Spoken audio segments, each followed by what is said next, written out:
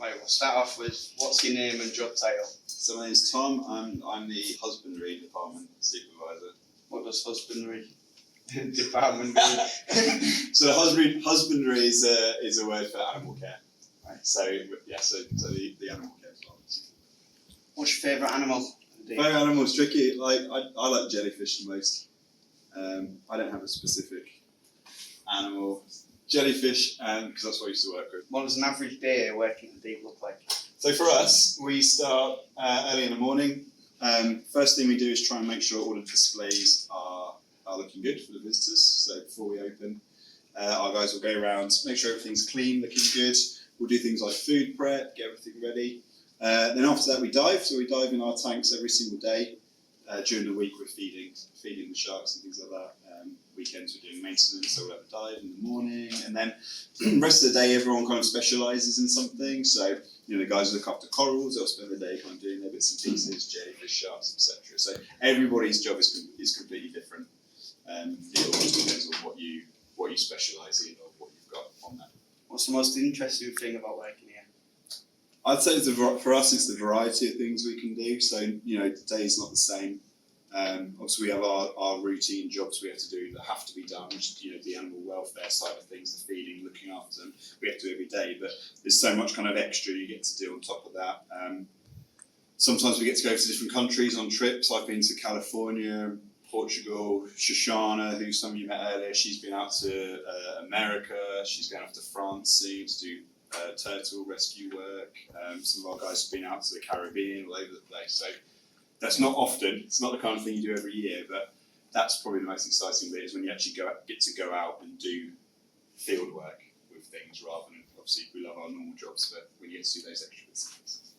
What do you normally do on field work trips to other countries? So it all depends really. So I've been on boats out and we've been kind of collecting jellyfish to do research on them. Shoshana and Paul have been out in New England rescuing turtles and help rehabilitate them. Seb's been out in Guam and in the Caribbean. He's been doing coral reef restoration, so that's helping to collect eggs from corals and grow them on and then replant them essentially to build up areas. So it all depends. We've had guys tagging manta rays in the Red Sea, diving to put tags on them and then monitoring them. So all different depending on what the project is. Obviously the stuff we want to do the most is when you get to go in the water with things or hands-on rescuing bits and pieces. How does working closely with animals affect your mental health? So I think like Lindsay was saying, there's been loads of studies into watching fish themselves and I think doctors are starting to prescribe blue space now as a means of combating mental health issues. So blue space is going to the beach or going to an aquarium. And one of the reasons you see, it's quite kind of cliche that you see in a fish tank in a dentist's waiting room, is because it's well known that kind of thing can keep you calm. So it is very calming. Being surrounded by water and animals and movement and stuff is very calming. So it definitely helps with things. Do you, as a person, feel strongly about the environment? I do, yeah, and that's why we work in places like this, really. Yeah, and obviously there's loads of different means of working with the environment. It can be direct field work. It can be educating other people, encouraging people to do things. It can be litter picking, whatever, all kinds of things. But yeah, absolutely I do. Yeah, I think it's really important. What advice would you give to people wanting to try and help the environment? Again, like I said earlier, it's important, I think, to start small. That doesn't mean you should stay small. You can, these big projects are great, but I think, again, small changes, that if you encourage people to do small changes, it doesn't really impact them too much.